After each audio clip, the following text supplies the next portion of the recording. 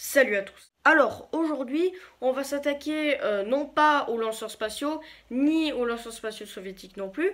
Aujourd'hui, on va s'attaquer à une future station spatiale américaine et un peu internationale aussi, mais qui ne va pas remplacer la station spatiale, hein, vous verrez plus tard.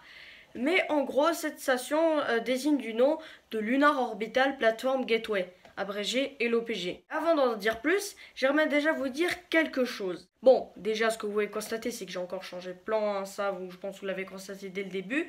Mais ce qui change totalement, c'est que le planning va être modifié. Ce planning, maintenant, va passer de 5 vidéos à 3 vidéos par jour. Pour une raison simple que déjà, j'avais déjà fait beaucoup de vidéos avant et je me suis dit qu'il fallait que je fasse quand même une pause et que je fasse moins de vidéos. Moi aussi, j'ai envie de faire autre chose que des vidéos parce que ce n'est pas ma priorité, mais j'ai quand même envie de faire des vidéos.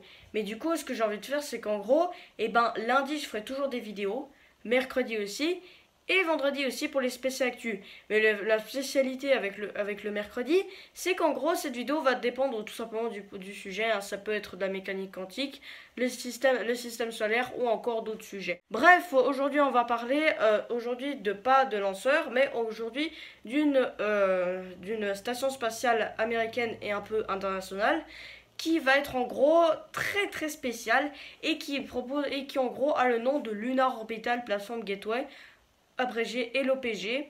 Et du coup, cette station, avant d'en dire plus, on va déjà passer à l'intro.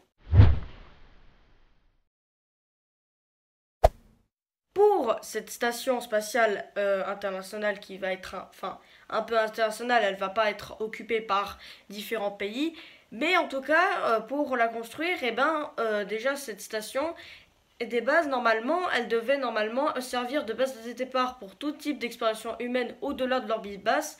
Mais déjà maintenant, cette station, ce nouvel objectif, place quasiment la Lune au centre du viseur. Et oui, maintenant, avant la station, elle s'appelait Deep Space Gateway. Et du coup, à la place, on a décidé que cette station se nommera Lunar Orbital Platform Gateway. Bon, en vérité, ce changement de plan est plutôt un changement de nom. Hein. Deep Space Gateway et Lunar Orbital Platform Gateway, ça veut dire la même chose. Une station spatiale en orbite cislunaire. Et comme je l'ai dit au début de cette vidéo, cette station, elle est très spéciale. Notamment parce que elle est autour de la Lune, ce qui fait qu'en gros, l'orbite lointaine va être très compliquée à mettre en place. Et du coup, surtout, ça va coûter très cher en termes d'ergol liquide. Surtout que là, ça peut pas être n'importe quelle fusée. Ça va être la fusée SLS et la capsule Orion. J'ai déjà fait une vidéo sur le sujet et si vous voulez, vous pouvez également aller la voir sur ma chaîne. Vous pouvez également aussi voir également d'autres vidéos que j'ai fait en rapport avec d'autres sujets. Bref, pour revenir à notre histoire de LOPG, cette station va être très compliqué. Alors déjà, cette station est en effet lointaine, mais déjà, c'est ce lanceur qui va normalement, j'ai dit, le SLS qui va devoir l'envoyer, ça va pas être le bloc 1, parce que déjà, elle n'est pas assez puissante, mais ça va être plutôt la 1B. La 1B cargo qui devrait, la 1B crew ou la 1B cargo, on ne sait pas encore. Mais ce qu'on sait, c'est que en gros, ça va être déjà le premier module qui va être lancé, ça va être le module PPE, pour Power and Propulsion Elements. En gros, ce module n'est pas un module habitable comme peut être tout autre module, mais en gros est un module qui permet de fournir de l'électricité comme son nom l'indique. Et d'ailleurs, petite anecdote, c'est que ce module reprend beaucoup des technologies de la défunte mission Aeru de la NASA. Cette mission proposait en gros de capturer un astéroïde et le mettre en orbite cislunaire. Et en gros, cet astéroïde aurait pu être visité par des astronautes grâce à la capsule Orion qui a été fixée par le projet de Barack Obama pour ensuite aller sur Mars. Mais après, Trump a décidé qu'en gros, on va reviser la Lune au centre du viseur et faire en sorte de créer une station spatiale Deep Space Gateway. Bon, bref, vous connaissez l'histoire. Et avec cette station, c'est que, certes, elle est lointaine, mais surtout ce qui va la différencier de toutes les autres stations, c'est son orbite. Son orbite, en effet, est très spéciale. Normalement, comme je vais le dire maintenant, ces orbites vont être très elliptiques avec des passages très proches de la Lune afin d'après de s'éloigner. Et en effet, avec cette orbite et avec cette configuration, ça permet en effet de communiquer à la Terre à tout moment. Là où en effet, l'ISS en vérité, quand elle est en fond, ben, elle doit faire appel à un centre de contrôle qui est également à la même région. Donc vous voyez, c'est un peu compliqué. Et ce qui est cool là, c'est qu'au moins là, on peut pas perdre communication et surtout là, ça peut permettre d'avoir un éclairage optimal et également une bonne source pour les panneaux solaires. Donc on doit dire là, ils vont pomper de l'énergie. Et avec cette station, c'est qu'en gros, avec le module PPE, et ben, ça va pas être le SLS qui va s'occuper de la livraison, mais un lanceur commercial. Peut-être un job pour Blue Origin, en tout cas Boeing ou encore SpaceX. Mais on ne sait pas encore lesquels. Mais en tout cas, il ne faut pas traîner parce que ce module doit être tiré en l'an 2021 ou 2021. Une échéance très très courte hein, quand on parle de station spatiale. Donc en gros, le module en effet, pourquoi il n'a pas besoin du module, du lanceur SLS et de la capsule Orion? Eh bien c'est simple, il est en effet doté de son propre système de propulsion. Il n'a donc pas besoin d'Orion pour se mettre en orbite. Et avec ce lanceur, c'est en effet un peu... En effet, franchement, le lanceur SLS est en effet déjà puissant, mais cher. Il est en effet très cher, et surtout que s'il coûtait pour un module qui peut déjà avoir son module de propulsion, bon, autant dire c'est pas très logique. Hein. Donc ensuite après le second élément, ensuite après ce sont d'autres modules et également d'autres partenaires qui vont y jouer, notamment Boeing, Orbital ATK et également Sierra Nevada et également Northrop Grumman. Donc déjà, on va déjà citer un peu les modules, mais ça ne va pas être dans l'ordre cité pour envoyer les modules par le SLS.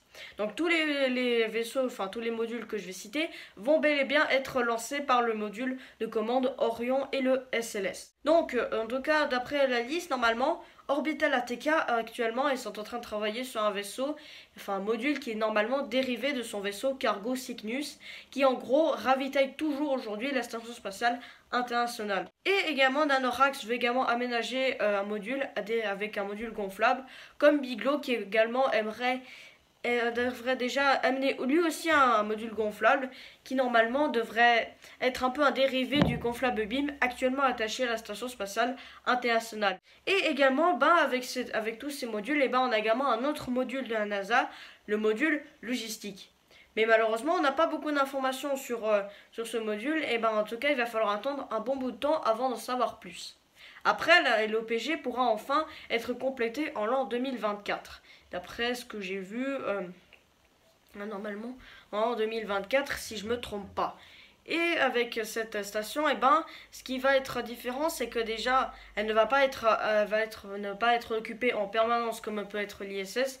Du coup, il y aura une mission par an ou une par mois, ce qui en gros, voilà, ça va pas être comme la station spatiale internationale où on peut envoyer, les astronautes peuvent rester tout le temps. Des fois, l'OPG, elle va être inhabitée. Et du coup, avec cette station, aujourd'hui, on aura de très beaux rêves, mais surtout que là, c'est déjà un peu compliqué, mais déjà que ça peut être déjà bien, mais va coûter un peu cher. Notamment que le fait que là, ils n'ont pas trouvé encore de financement pour faire la LOPG, mais également pour le lanceur SLS, ça a déjà coûté un très très gros bras à la NASA. Et surtout que là, franchement, le SLS, il coûte déjà très cher. Et en plus de construire la LOPG, franchement, déjà, il y a eu déjà d'autres sociétés qui ont déjà fait d'autres stations, qui sont en train de déjà prévoir d'autres stations. Donc si la NASA ne s'active pas, là, ils vont pouvoir le coiffer au poteau si le retard s'accumule. Mais espérons qu'on ira de bonnes aventures.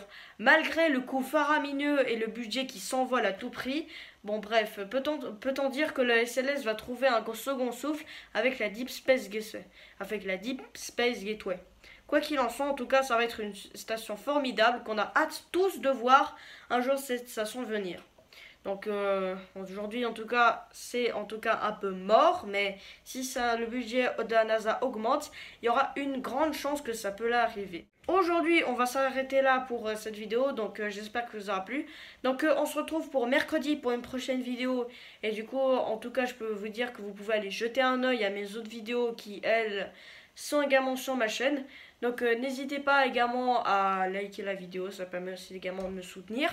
Et sur ce, n'oubliez pas, soyez guidés et cherchez la vérité.